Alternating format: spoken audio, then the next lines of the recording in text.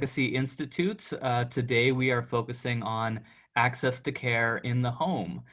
This is one of the issues actually we hear about the very most from folks in the neuromuscular disease patient community. Access to personal care attendants or attendants who assist with activities of daily living. We know many individuals seek care in the home, and oftentimes there are impediments placed in front of our community in actually obtaining that care. So that's what we're talking about today, but I should first introduce myself for those of you who don't know me. I am Paul Melmeyer. I am the Vice President of Public Policy and Advocacy at the Muscular Dystrophy Association. And I lead a team of great individuals working on this and many other policy and advocacy topics. But for this evening, we're going to be focusing on access to care in the home.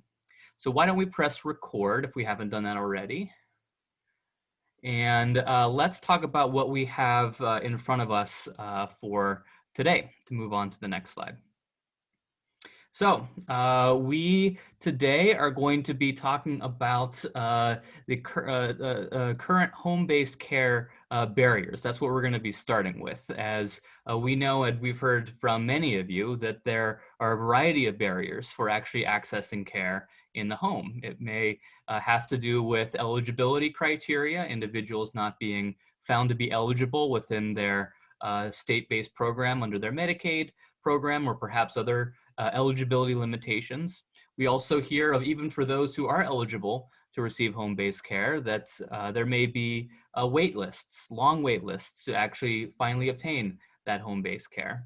And then finally, exacerbating all of this, there's a shortage of home health care attendants and workers, and all of this put together creates, and more for that matter, creates barriers to actually obtaining care in the home. So we're going to start talking about the barriers. We're going to also offer a few tips and suggestions perhaps to overcome these barriers, hopefully. And then from there, we're going to move into our policy conversation about what in Washington, D.C., federally based at the very least, will focus on federal interventions. What federal interventions are being proposed right now to try to address these barriers to actually obtaining home-based care. And then, of course, we'll close with how you can join us, our current advocacy efforts, and how you can join us in those advocacy efforts to really try to make a difference here in increasing access to home-based care. So thankfully, I am not doing this alone. I am very grateful to have a panel of experts with me here today to talk about both the barriers that individuals with disabilities face in obtaining home-based care, as well as some of the solutions that are being worked on right now in Washington, D.C. So first, I'll introduce Bill Henning. Bill is the director of the Boston Center for Independent Living, and he's been a disability rights activist for nearly 40 years, working with organizations such as ADAPT, NCIL, and of course, working closely, perhaps sometimes battling the Massachusetts Medicaid program. So Bill, we're really grateful to have you here today. We're also joined by Nicole Jorwick. Nicole is the Chief of Advocacy and Campaigns at Caring Across Generations. Nicole's been involved in this space and working for a number of organizations working on this very issue, because just before working at Caring Across Generations, Nicole was also the Senior Director of Public Policy and Senior Executive Officer of State Advocacy at the ARC of the United States. And in addition to having several other positions relevant to our topic today, as Nicole says, perhaps most importantly, she is a sibling to her brother, Chris, who is 32 and has autism. And then finally, Dr. Michael Gamble McCormick. We're thrilled to have him back talking about this issue. Michael is a disability policy director for Senator Bob Casey of Pennsylvania, also the Senate Committee on Aging. Dr. Gamble McCormick previously has worked for Senator Harkin, working on education policy, has worked in a number of academic roles, and again, has been involved in disability policy and disability advocacy for many years. So truly, we have an all-star lineup for you all here this evening to be talking about access to home and community-based care. So why don't we get it started? Let's move along to our next slide. And this is where we're going to welcome in Bill. Bill, welcome again. Thank you for joining us this evening. Thank you. It's really terrific to be here. It's terrific to be on a panel, and I'll try to offer some information that may help people to access home care, which is absolutely vital to the independence of people with disabilities. Wonderful, Bill. That's exactly right, and that's exactly what we're focusing on. So let's start with a bit of a general question, which is, why is home care so important to individuals with disabilities? And what benefits are there for an individual with a disability and their family to receiving care and services in the home rather than, let's say, in a clinic or in a facility? Well, if you're getting in services, and I prefer services in a way over care, so much goes into the healthcare system, and it goes to people because it goes through health insurance, typically Medicaid, which everyone likes to put services in because it's funded half by the federal government, half by the state government. But a lot of it's just care with activities of daily living. It's really not medical, but it may assist you. Personal care may assist you with activities such as bathing, dressing, eating, toileting, things like that. It allows an individual to function at their highest level, which may be for some folks with a very significant health condition or disability, just getting out of bed, but staying in your own home, or it may be getting up to go to work, see the kids off to school, things of that nature. You know, many younger folks with disabilities are tapping, the consumer-directed personal care attendant program in Massachusetts, 70, 80 hours a week, have a nighttime attendant because they're full-time wage earners and advocates or parents, as I said. Others will use it less, but home care can adapt to the person. And if you can, in home care, it has many manifestations too. It may be consumer-directed personal care where you hire, fire, train, supervise your attendant. It may be an agency model, a more traditional kind of care like visiting nurse, home health aide, or it may even be homemaker. We see lots of people utilizing homemakers for just basic chores such as shopping or house cleaning, what in the business might be called instrumental activities of daily living. But it really assists people to live independently. It's really a phenomenal accommodation, really. Yeah, Bill, that's an excellent description. I think you said that very well. And actually, I also neglected to mention to our audience, if you have questions for all of us, and I'm sure you will, especially for our experts, feel free to go down to the bottom of your window and place questions in the Q&A box there. Those questions come to us, the panelists, as well as those who are helping us out this evening. And for those that are directly relevant to our topic of conversation, we might dive right into the question that you post. For those who we maybe want to be moving along with our conversation, we're going to get to them at the end. We've dedicated some time at the end for your questions about accessing home-based care, as well as what's in policy and advocacy we can do to increase opportunities to obtain it. So that Q&A box down there, that's how to reach us. So please do put your questions there if you have them. Okay, so Bill, I want to move on to the first question pertaining to impediments to receiving home care. And I mentioned some of these at the outset, but I'm hoping we can go into just a little bit greater depth on some of these. So for example, many individuals with disabilities may not be eligible to receive home health care or other home-based care due to eligibility limitations of their state's Medicaid program, or perhaps their private insurer, or other eligibility limitations for that matter. So can you tell us about some of these eligibility limitations that are oftentimes put in front of those with disabilities? Yeah, I think it's important not to understand maybe that there are dozens and dozens of barriers, but if you're facing them, you're not alone. And that also think that they can be surmounted, which we can discuss as we go along. If you're just on private health insurance, the health plan may not have any kind of sufficient home care coverage. A lot of folks may be on SSDI and get Medicare, and Medicare has a very, very limited home care policy. It's one of the great structural weaknesses of Medicare.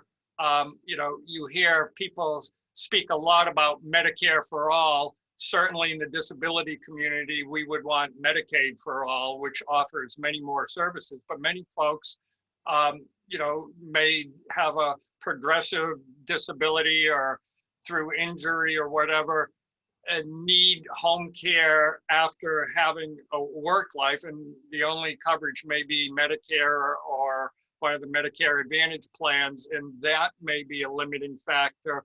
And then there's financial eligibility criteria, and each state for like Medicaid has its own standards. Some have expanded their Medicaid, some haven't. I work in Massachusetts. We have a very generous Medicaid program.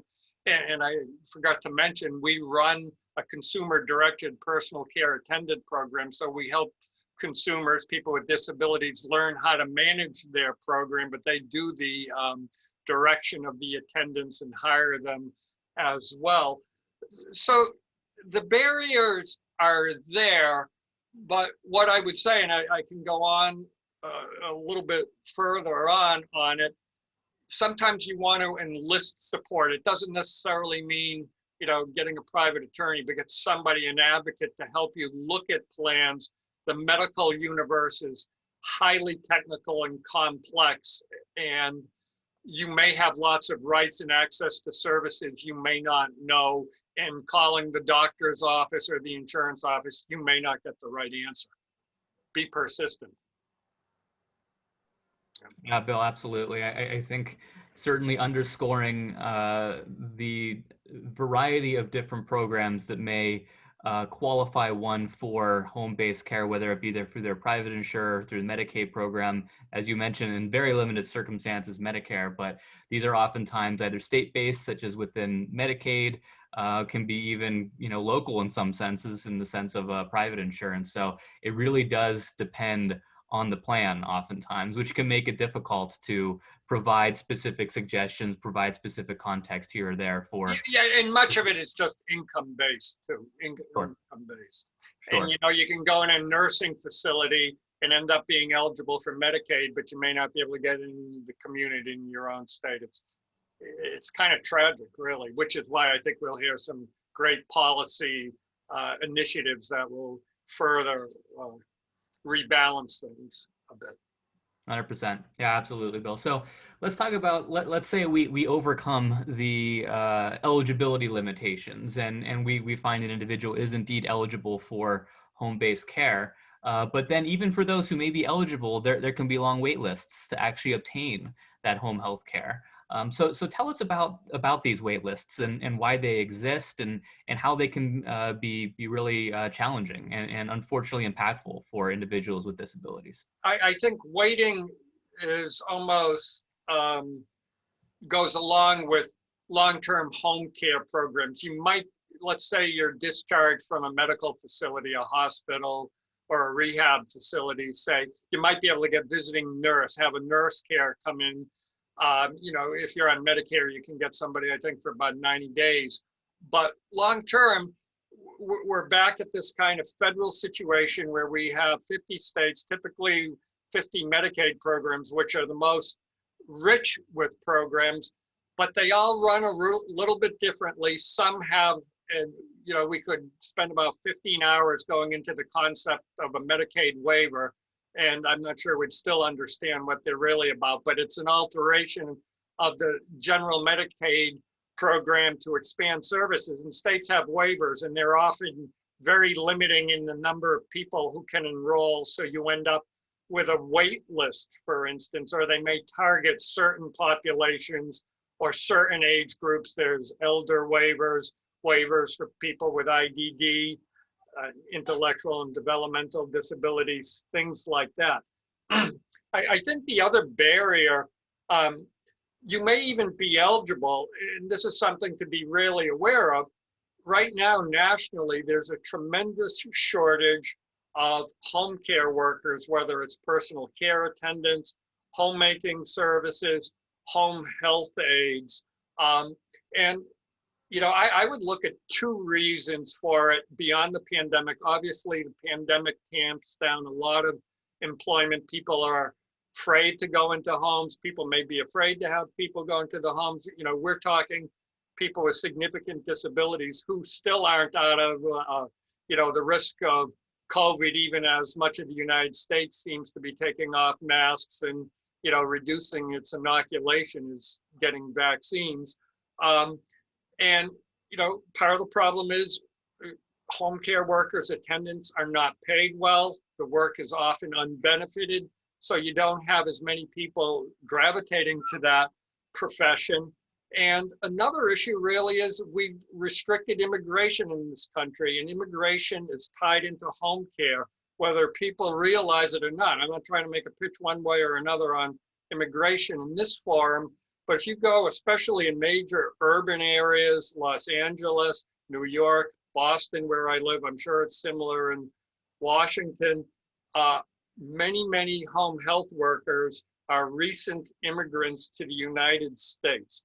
They are taking jobs that people who've been here longer don't want to do. They are the bulk of the workforce in Boston, New York City. I know that. Haitian immigrants, immigrants from the Dominican Republic. You start capping those things for whatever reasons, political reasons someone may want to. You are tamping down a home care workforce and limiting independence and well-being really for people with disabilities in the process. It's something to really think about. Yeah. Yeah, thank you, Bill. I think that's something that might not jump to a lot of people's minds as impactful in ensuring that there are enough well-paid home health care workers available to even potentially address some of these wait lists. And we're going to get into wait lists. We're going to get into shortages in our policy solutions just a little bit later in our conversation today, because there are efforts at the federal level to address these very problems, Bill, that you're well explaining. I should also mention we're seeing questions come into our Q&A box. Thank you for submitting those. We're going to get to some of those here in just a moment. So appreciate you sending in those questions. Keep them coming, for that matter, if you have additional questions for our panelists. So, Bill, you already started on the shortage of home healthcare attendants as a limiting factor to obtaining care. You mentioned that oftentimes there isn't great pay for these jobs, they're unbenefited, and then just individuals who might be willing to take these jobs, there are limitations to them being present in our urban centers.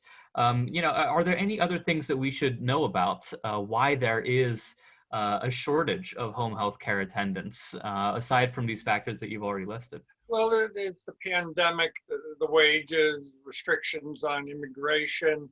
I think those underlie a lot of the shortage. We also, of course, have a population that is aging, and the baby boomer generation, which I happen to be part of. And so there's increased demand. There has been a real shift in this country. I would argue vehemently we have still way too much reliance on nursing homes as a long-term care solution. But more and more people want to stay in the community, live in the community, aging people, and there's just higher demand. And I think we expect to live well. And you could look deeply. You have nuclear families, so families are not quite as able to care for people. So there's lots of things putting pressure on the workforce. So a lot of this is a workforce issue as much as it is a public, healthcare policy issue. It's utterly intertwined around home care, and I even mentioned immigration. It's a very complex situation. I think one thing I'd say on an individual basis, and it's the same as on systemic advocacy, the squeaky wheel is going to be the most successful. If you run into barriers, hit stone walls with your health plan, your state Medicaid program, or whatever, trying to get support of an advocate. It could be an independent living center, an area agency on aging, a disability group, local MD association, one of the ARCs, legal services. There are often gaps in policies that you can enter through, like, football line opening up. You can blast through it and gain some yardage towards home care if you look. Don't assume there aren't opportunities. As much as we touched on barriers, and it's foolish not to pretend they don't exist, especially in many states, keep pushing for it, keep pushing. You may qualify. There may be ways to adjust your income to make you income eligible. Lots of things of that nature. Again, a lot of the policy historically was slanted towards getting you in a nursing home. You know, if somebody walks in my office, I can, they may not walk in, let's say they wheel in, I could probably get them in a nursing home if they had to go in 2 days. Not that we would advise it. We might get them home care in 3 months, you know, because it's a much longer process. That's part of the challenge. But really push, don't give up. You know, health plans as well will have appeals processes. There may be ombudsman programs. There may be human rights officers affiliated with health plans. Human rights, yes, it's a human right to be able to live in the community and have health and wellness and dignity. These things are really critical. And list the allies you can. Often, you know, disability advocates, aging advocates can be very, very effective in trying to see where there are programs. There are a multitude, and you may not get everything, or you may have to piece something together too. A little bit of homemaking, a little bit of chore work, V&A, whatever, and piece it together along with family members or your neighbor helping out. Yeah, Bill, I like that analogy of you happen to see you know, an opening in the defensive line. You try to gain as much yardage as you can, but it's perhaps one step at a time, one play at a time, trying to build that home-based care network. You know, the next thing I was going to ask for you, and you already started answering the question, but you know, what tips and suggestions do you have for folks on the line? You already said a lot, and obviously you're Boston-based, so you could really give a lot of tips for folks in Massachusetts, but even for those outside of Massachusetts, what might you be suggesting? I'll probably be repetitive, but tenacity, enlist a family member if it's not in your realm of doing things, to call and be persistent. Tap into legal services. You may not have, you know, I have nothing against private attorneys, but you may not have to pay $200, $300, $500 an hour to get assistance. You may be able to get general advice to understand the rather complex language that enshrouds many insurance plans, Medicaid plans, Medicare. Maybe go to a SHINE program, which is a program that assists people to understand and enroll in Medicare. It's called SHINE. Serving health needs of elderly or all people. The acronym may vary state to state. And really think of what's good for yourself. Don't sell yourself short. There may be ways to piece the picture together. And one thing I forgot to mention, also tap into your state legislators or members of Congress. They will want to please constituents. They're used to receiving inquiries about healthcare issues, Medicare issues, Medicaid issues. And when you're doing that, you're also raising awareness for the need, which is going to help sell some of the programs and policies we're trying to advance as a disability community that you'll hear about after I'm done speaking, actually. But don't be shy about reaching out to members of US Congress or state legislature, regardless of the party. A lot of this, you know, we have a very volatile political environment in Washington, but in the end, many members of Congress will respond to their constituents' needs regardless of political party affiliation. And this is how you start to build some unanimity on these key issues. Yeah, no, well said, Bill. And we're going to be getting into all of that about contacting congresspersons. I mean, both in the context of the bills we're going to be talking about here shortly, but also we'll have some tips for just in general how to find your congressman, what number to call, and so forth. So, Bill, before I turn to our policy solutions, there are a few questions that are in the Q&A that I'm hoping you might be able to shed just a little bit of light on. Some of them you've already addressed. For example, we had a question from Donna about where do I look for an advocate to help me? What would you suggest should be the first place for Donna to look for an advocate to help her? Well, if you go to computer, I would just go, you know, do a Google search for disability advocates. and put your hometown or home county, something like that. Or I would do the same for legal services, or in, public legal services, legal aid, or independent living center for persons with disabilities. If you just put independent living center, you may get an assisted living center. They've kind of appropriated the name independent living, which is actually a good thing. But so I'd be specific: independent living centers for people with disabilities, and look for ones that provide individual services and advocacy, not housing. Those would be three places: legal services if you need help, independent living centers, and you may get other good disability groups. And you can always look for your area agency on aging, because they have some real dynamic programs and will serve younger people with disabilities. And many of us are over 60 anyway and would be eligible for services. Yeah, thank you, Bill. All You, very you good. use a computer search engine, really. Yeah.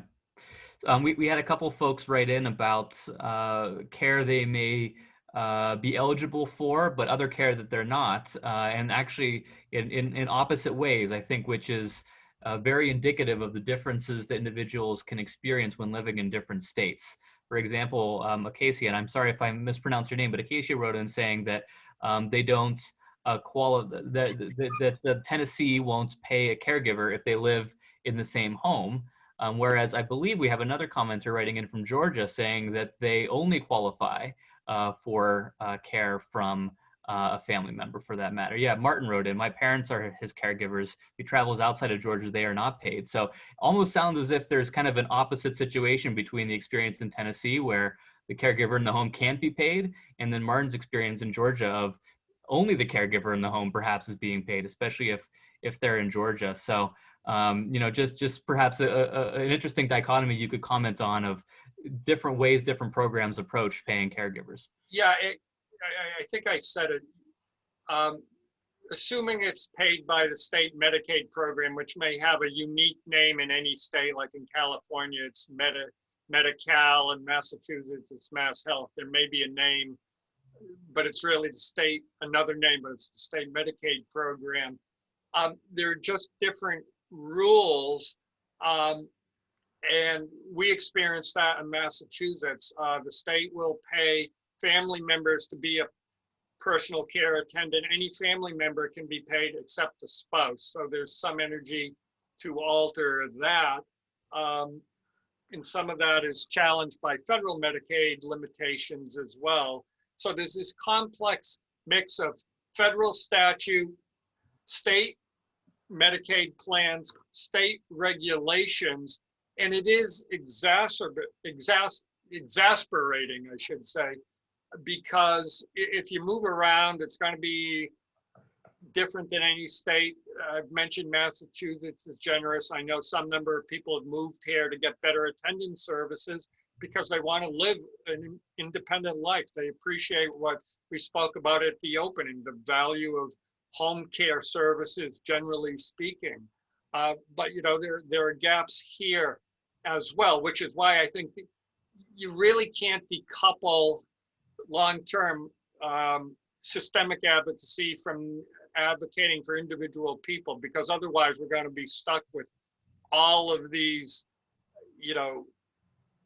really like a Rube Goldberg design way to get to the home care, different in every state. It's better than it was. It's like, somebody was asking me earlier today, a student, what's it like now compared to before the ADA? Well, it's way better, but it's, way, way better, but it's like a way, way, way, way many miles to go before we have full integration, full access. And what we've really come to see, that while we have the ADA, as vital as it is, federal Medicare and Medicaid law really is the ticket to independence. It's kind of a tie-in with the ADA, and knowing those systems is really hard. So get yourself some assistance, keep pushing, involve your members of Congress, do it for yourself, for your own situation, because it will be an education for them too. Mutual side benefit there. Well said, Bill. And I think that will be the final word for this section of our conversation for this evening. But if you wouldn't mind sticking around just for a little bit in case you're able to answer a few more I'm questions. happy, and if anyone has any other questions, Paul and team know how to reach me, and we can try and connect you in your state as well to an independent living center. We're in a network, so thank you very much. Absolutely. Okay, very good. Well, Yep. thank you very much, Bill. I want to welcome in our next panelists to talk about some of these solutions that are being considered at the federal level. So I already did introductions to Nicole and to Michael. Nicole, for those of you who are watching on video, you can see that she is actually on an Amtrak somewhere, I believe, between New York and DC on that good old Northeast Regional. So Nicole, we're extra grateful that you're able to join us this evening, as we know it's not the most comfortable and convenient place for a webinar. So thank you for joining us, Nicole.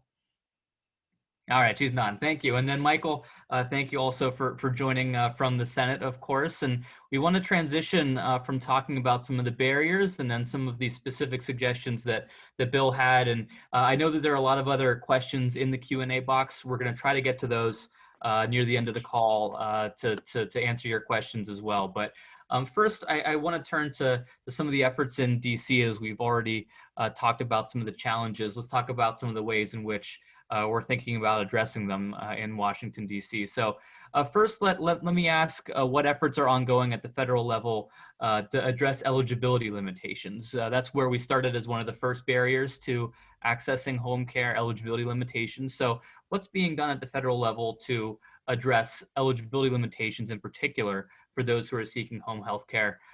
Dr. Gamble McCormick, I think I'm going to ask you that question first, if you don't mind, and then I'll ask Nicole to build on whatever you said.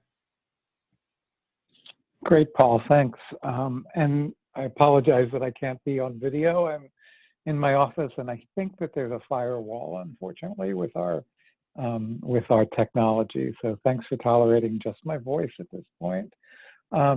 Before I even jump into that question, Paul, I wonder if it's okay if I just expand just a bit on what HCBS, or Home and Community-Based Services, does.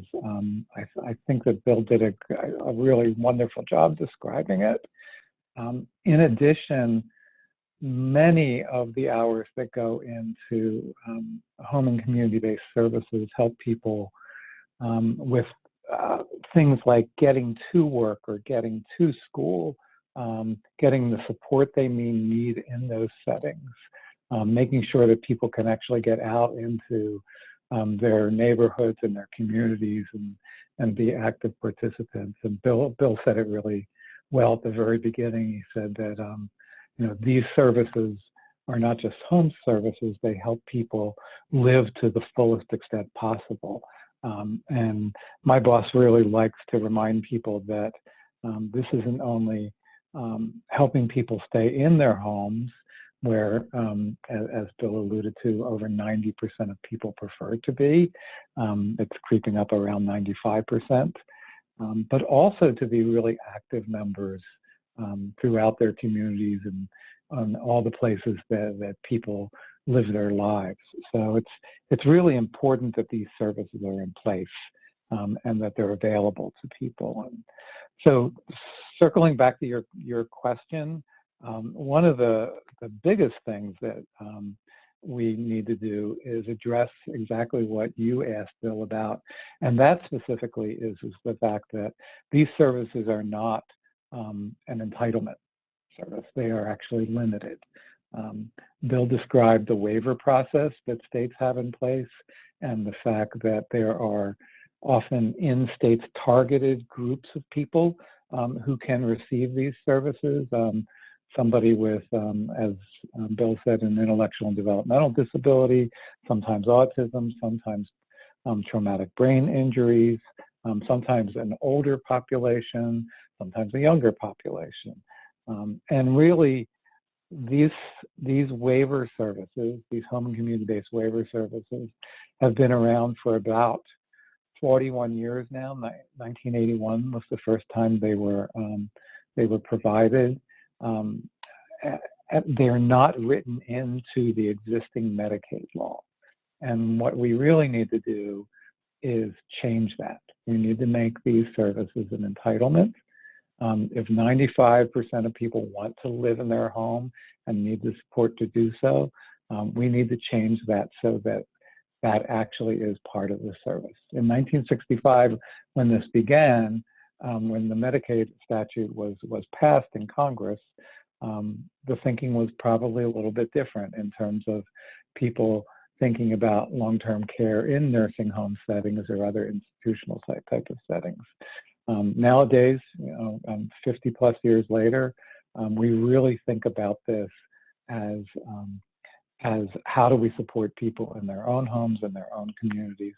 And the effort really is saying we need to turn this into an entitlement of Medicaid. Let me see, Nicole, jump in there for me for points I didn't make. Sure. Well, there's no point that you didn't make. They were all really great points. In order to address the eligibility as well as the entitlement, we also have to look at Medicaid. And again, it is complicated because it's called different things in different states. There's this federal law that's very old that needs to be updated, but also you have people who do need services. In order to qualify them, there's financial eligibility requirements that are extremely restrictive. So there is a piece of legislation that addresses both what Michael talked about in terms of making home and community-based services an entitlement in the same way, a mandatory service. So it's not taking anything away from facility-based services, it's putting it on equal footing and also addressing eligibility. Currently, it's not actually a bill yet, it's a discussion draft that, of course, we're very grateful for Senator Casey and Michael for their leadership on it. It was released last March, called the HCBS, or that's the Home and Community-Based Service Access Act, and it would address both that eligibility component and putting HCBS on equal footing with the other types of services. Yes, thank you, Nicole. And you already mentioned one of our 3 bills that we'll be discussing in greater depth. Of course, the HCBS Access Act, you're absolutely right, in draft form right now, but would make Medicaid coverage of HCBS mandatory, no longer a waiver program, no longer, in the manner that Michael very well articulated, structured in the archaic way Medicaid used to approach the home and community-based services. Even though, of course, we've come a long way from there. So we'll get back to the HCBS Access Act as well as these other 2 bills that are on the screen here for a second in a moment. But just to kind of continue along with the barriers the bill well articulated to actually obtaining home and community-based services. We already mentioned eligibility issues. What about the wait lists, even for those? Let's say that, those who are eligible, let's say we address eligibility issues and those who should be eligible are now eligible if we can wave our magic wand to make that happen. What about these long wait lists, though? What can be done about these from the federal perspective? And Nicole, I think I'm going to actually start with you for this question, and then Michael, I'll turn to you next to build on Nicole's answer. The HCBS Access Act also would address that, because fundamentally the reason that there is a waiting list, yes, the waivers are complicated and they're different in every state, but the only reason that there can be waiting lists right now for states is because HCBS is not a mandatory service. If it was mandatory, states wouldn't have a choice but to provide it. However, there's also things we can do before we get there. That's going to be a big push. I know we'll talk more about the bill later. It's going to take every group working together to get it done with the great support of Senator Casey. But also, there's things we can do in the meantime. There's both state level work that can be done. You'll see a lot of state budgets. We're right now in kind of state budget season that will allocate funds to pull people off of the waiting list. Also, some of the funding that has come in through the federal government. So about a year ago, the American Rescue Plan Act was passed, and that had $12.7 billion, also with the support of Senator Casey, that got included for 1 year of support. Now, it's unlikely that might be long-term, but there are some states that have used those funds to pull folks off of the waiting list. And I know there's a lot more that we're hoping to do, and I'm sure Michael will touch on that. But those are some ways to address those issues. Again, both addressing the state legislature in your state, because they can put the money in from their end because it's that state and federal partnership, but also utilizing federal funds and implementation to actually pull people off of the waiting list that way as well. Yeah, I really appreciate that, Nicole. You gave both the kind of long-term vision of making this an entitlement within Medicaid to address the waiting list, but understanding that, of course, that's perhaps a bit more, just a little bit more of a long-term goal. There are some short-term efforts ongoing right now. I really appreciate you highlighting both of those. Michael, what would you build on what Nicole had to say there about addressing the waiting lists we see right now? Yeah, I think, Paul, what my boss would say is that we just need a further investment in home and community-based services. It's one of the things that he has been fighting for. It's one of the reasons why he fought really hard to get that $12.7 billion in the American Rescue Plan.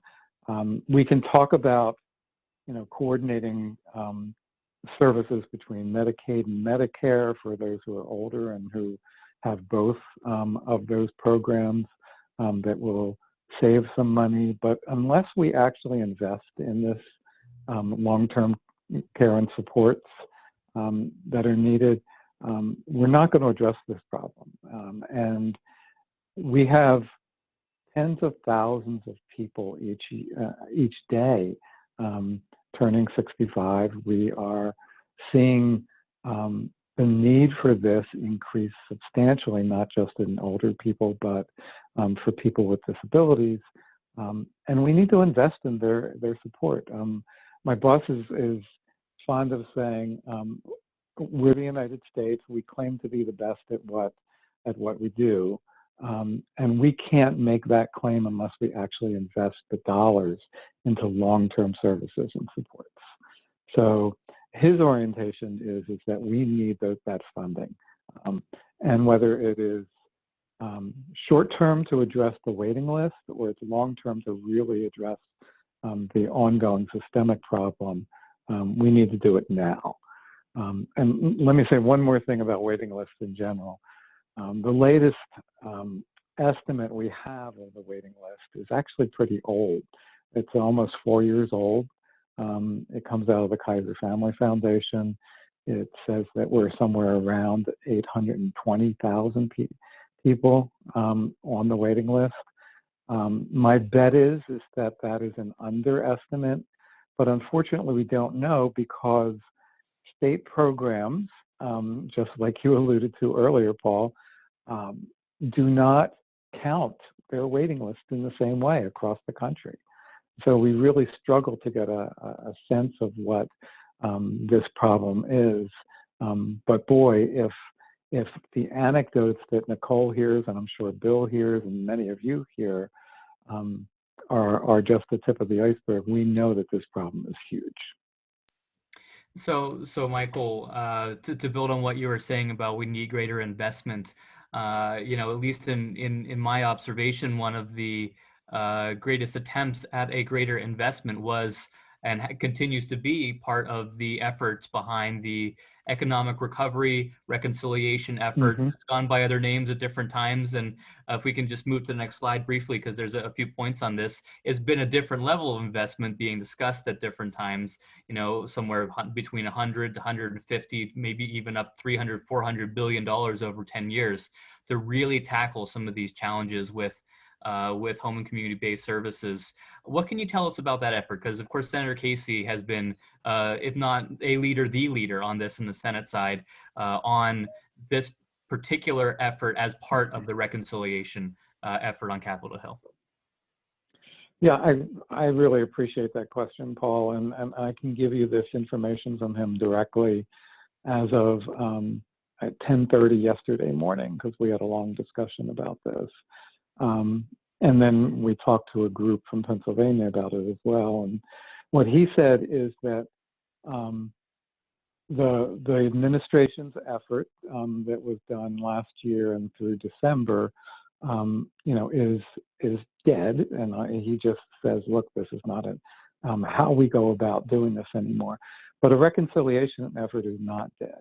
and we're going to have a new package, and in that package is going to be a home and community-based services effort. So we're looking at a reconstituted reconciliation package. And for those of you who may not be familiar with reconciliation, it's a budgeting process.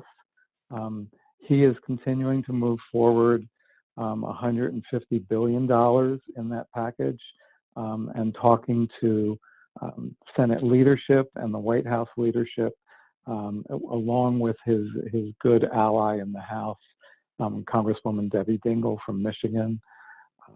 That effort, and this is a quote from him, he said, "If anybody says that this is dead, they're seriously misinformed, that this is moving forward, we're continuing to work on it, and it is an absolute priority."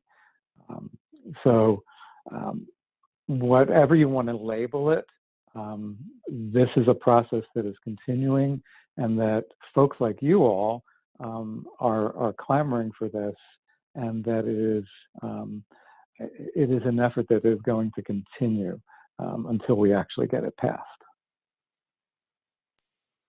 Thank you, Michael. And that investment, if it does come to pass and signed into law by President Biden, will make such a huge difference. So we'll return to how everyone on the call can be helping to make that a reality here in a moment. But just one more question about how we can overcome barriers to accessing home and community-based services. And this is about our worker shortages. And that was mentioned by Bill earlier, of all the different reasons for why we see a shortage of workers right now, home healthcare attendants, home attendants more generally.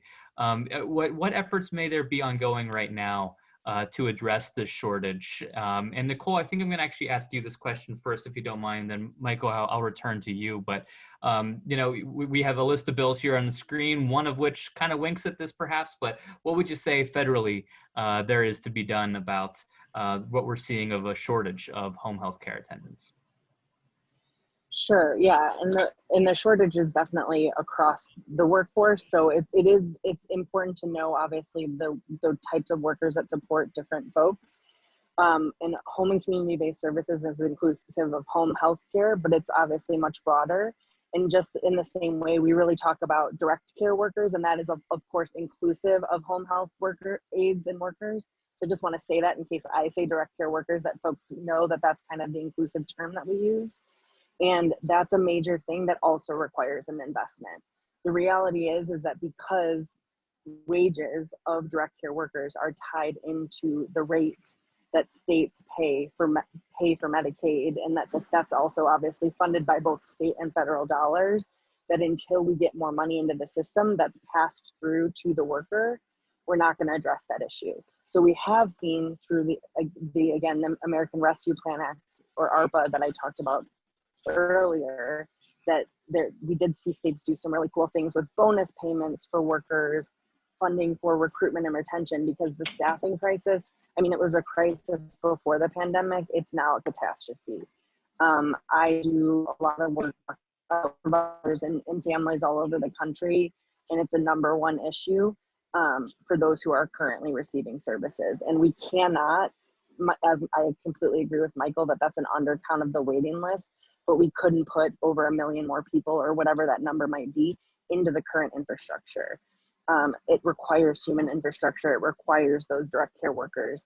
And so in order to address that, we need to see funding to increase the wages. Yes, we can do training, and we should, and we can do things around the fringes, but really we have to get the money into the system to pay the workers more. This is skilled work. This is important work, and we have to entice people into the workforce because it's so low, and keep people in the workforce. Very well said, Nicole. Michael, what would you add on to what Nicole had to say about that? I'll say what I hear from my the constituents in Pennsylvania, particularly the provider agencies, and they say we can't deliver services without a workforce.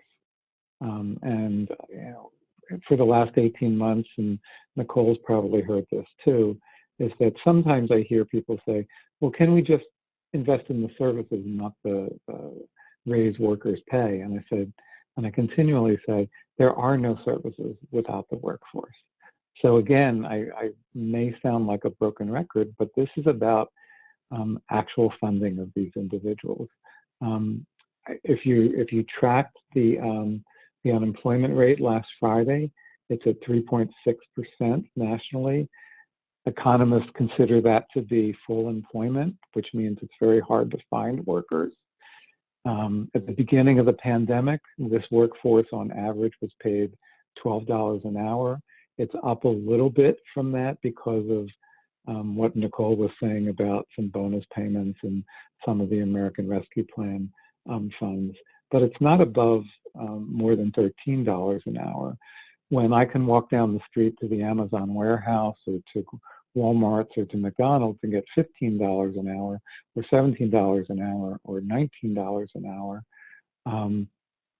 it's really hard to fill these positions. And as Nicole said, we literally need hundreds of thousands of more people in this workforce. So as Bill said, part of this answer is partly immigration, because we have stopped the flow of people who have come into the country and often do this work. Part of the answer is in terms of raising wages and making sure that states have enough money to up their reimbursement rates to providers to actually get the money in the pockets of these essential workers, and then also to make sure that they have other types of compensation too, access to healthcare, access to reimbursement for their travel costs. There are some agencies in some states that don't pay when somebody has to provide community-based care among 2 or 3 or 4 people a day, and they don't get paid for their travel among those different services. We have to treat this group of individuals with respect and the essential work that they do. And that means not just their wages themselves, but also the conditions of their work too. I can't emphasize enough how essential these individuals are, and how much we absolutely should be investing in them as well. 100%. Thank you, Michael. So before we first discuss how all of you can get involved, and then I know we're nearing the hour, we're going to maybe try to take a couple questions. Just want to mention again the 3 bills, the 3 legislative efforts, I should say, that MDA is getting behind that really is trying to address these challenges. As we all have mentioned, there's the ongoing reconciliation economic recovery legislation, in which we're very much hopeful that there's going to be a substantial investment into home and community-based services across the U.S. as part of that legislation. So we're going to be asking for that investment, and we hope you'll be asking for that investment as well. To skip to the bottom here, Nicole did a great job of describing the Home and Community-Based Services Access Act, or the HCBS Access Act, which would make Medicaid coverage of HCBS actually mandatory. It would make it an entitlement, as Michael said. It would also increase home-based care workers' wages. It would actually address some of these wage challenges that exacerbate the shortage of individuals actually working as in the direct care workforce. And then finally, in addition to these 2 legislative efforts, we're also excited to be supporting our Direct Care Workforce and Family Caregivers Act, which is targeted towards the recruitment, training, and retainment of home healthcare workers and other direct care workers as well. So while these 3 legislative efforts, of course, don't solve everything, and a lot of this, as Nicole said, is short-term state-based work, perhaps short-term investment work elsewhere, still these 3 bills we think can make a really big difference. MDA is excited to be supporting it, and we're hopeful that you all will be supporting these legislative efforts as well. So let's move on to our next slide, just to let you know exactly how you can. Well, for one, you can take action. You can take action with us at mda.org/advocacy, or text MDA USA to 50457 to join our grassroots network. And then on our homepage there at mda.org/advocacy, you'll find a link to send an email to your congressperson, both your representative and your senators, if, of course, you don't live in Washington, D.C., to ask for them to support these 3 legislative initiatives to increase access to home-based care. And Mark also, of course, just put the specific link in the chat to as well. That was to all panelists and attendees. There we go. Please reach out to your congressperson and ask for their support and share your home-based care story. As Bill well said, your congresspersons want to hear from you on this, and hearing your story is quite impactful. Before I turn to questions, and unfortunately, I think we are going to lose Bill here in just a moment, but we'll stick around, and Nicole and Michael, if you can stay just for another minute or two, perhaps, to answer questions from our attendees. Let me just offer Nicole and Michael any last words on how you would encourage folks who have experienced challenges in accessing home-based care, how you would encourage them to be more involved up on Capitol Hill. Sure. I would just say, and Michael's probably the better one to answer this, but as a disability advocate and family member, what I would say is that it's important. You don't have to know the ins and outs of this. All you have to be an expert on is your own story and the systems that need to get the investments in order to fix it. Don't be intimidated.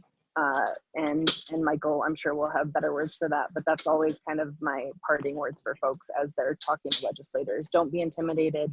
You're your best expert, and just know the ask is to make these major investments in Medicaid, home and community-based services. Yeah, Nicole's point about know your story and be able to share it is absolutely key. What my boss says all the time is he can go up to another senator and ask them to do something, but you actually have way more power than he does in that regard. You actually going to your congresswoman, your congressman, your senator, either of your senators from your states. Don't be intimidated, as Nicole says. You have a clear story and you have a clear need. It doesn't have to be fancy. You don't need slides. You don't need written information. What you need is the genuine experience of what you are living, and that's what actually has the most power of all. Well said, Michael. Absolutely. So we'll get to a question or two here in a second. Just to reiterate a couple additional points, we would love to hear your story about accessing home-based care or challenges to accessing home-based care. We just put in the chat, again, a link to share your story via a survey. Again, these stories are what drive change. As Michael has well said, as Nicole has well said, as Bill has well said, it's your stories that really are impactful in making a difference here. And then finally, in the list of resources that you should be reaching out to if you're seeking assistance in navigating this very complex system, consider us a resource, MDA's Resource Center. You can call us at 1-800-572-1717 or email us at resourcecenter@mdausa.org. So I think I'm just going to take 2 questions, maybe 3, because there are a couple themes in our Q&A box. And Michael and Nicole, being the experts that you are, I'm sure these won't be stumpers. But we had a few folks ask about, they don't qualify for Medicaid for one reason or the other, and they're interested in how they can have greater access to home-based care or direct care that's outside of the Medicaid program, for that matter. So someone asked about Medicare. What is being done to try to increase access to home-based care in the Medicare program for those who might not qualify for Medicaid? Nicole, you're already unmuted, and I see you're on the platform, I believe. Hopefully, yeah, I've made it. I made it to DC. And sorry, I'm fine, thank you. And sorry about that. And there is a lot of conversation about that because a lot of people assume that Medicare is going to have them covered. Obviously, a lot of older adults might assume that. And right now, they're outside of a 90-day rehabilitation stay. Medicare does not cover long-term services and supports or home and community-based services. Representative Pallone, who is the head of the Energy and Commerce Committee, which is the House committee that oversees Medicaid and Medicare, did come out in, I think it was 2018, time is a weird vortex, with a bill that would create a Part E to Medicare that would provide some long-term supports and services. We anticipate to see some action on that, but obviously the focus right now is on reconciliation. But the other piece is the eligibility piece that you're talking about, whether it's not being eligible because maybe you don't have enough needs in ADLs or financial eligibility, et cetera. Those are the pieces that we are trying to fix so that there are not issues with receiving those services. We've actually seen states like California in their Medicaid program, which as Bill said is Medi-Cal, using some of the financial funding that's flowing in to address financial eligibility and other eligibility requirements. So there are ways to get at that without necessarily putting it in Medicare, but we'll be doing everything we can to expand the services. Thank you, Nicole. And I hope you don't get chewed off the platform there by an Amtrak worker. If you got to hop off, totally understood. Michael, I'd ask if you would have any other information you want to add to Nicole's answer about those who don't otherwise qualify for Medicaid for any number of reasons, but let's say they do qualify for Medicare or they're looking for greater access under their private insurance. What advocacy can be done on the federal level to address access to home-based care outside of the Medicaid program? Yeah, I think Nicole summarized it perfectly. People don't realize that Medicare does only provide that, essentially what is transition support from a hospital setting or an institutional setting to from rehab services to home. It would be a major shift, and I think Representative Pallone, Chairman Pallone's efforts are really perfect. It's going to be a hard lift, just to be very, very honest, Paul, to do that, to radically change that program, which is why you see so many people who are dual beneficiaries of both Medicaid and Medicare, because they essentially need that long-term services and supports. Let me just real quickly mention that if somebody's not income eligible, say their income is too high, there's still difficulty in finding care, and that's because of the workforce shortage. And if we invest in the training and development of this workforce, it will actually relieve some of the concerns that somebody who is a middle class earning or upper middle class earning, who really can't find that support now even. So while we can talk about the eligibility expansion, we also just need to invest in the development of this workforce.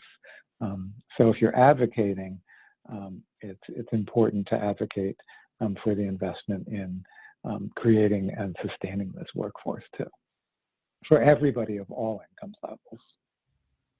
100%, Michael, absolutely. So I know we have a lot of other questions. Unfortunately, I don't think we're going to be able to get to the rest of the questions. There are many ways to reach out to us. You can contact us at advocacy@mdausa.org. You could just copy and paste your question into an email and send it our way. And then we can send it to, if we don't know the answer, we hopefully can find those who do, also to our resource center. Of course, as well, I already mentioned a resource center at mdausa.org. We're here to help, and we're here. If we have the answers, we'll send them your way. If we don't, we'll find the people who do. But with that, I think I just want to close by thanking Nicole and Michael and Bill, who had to hop off already, but you three were absolutely fantastic. Thank you again for sharing your time and expertise this evening. I know the community appreciates it. And everyone, please have a great evening. Thank you, everyone.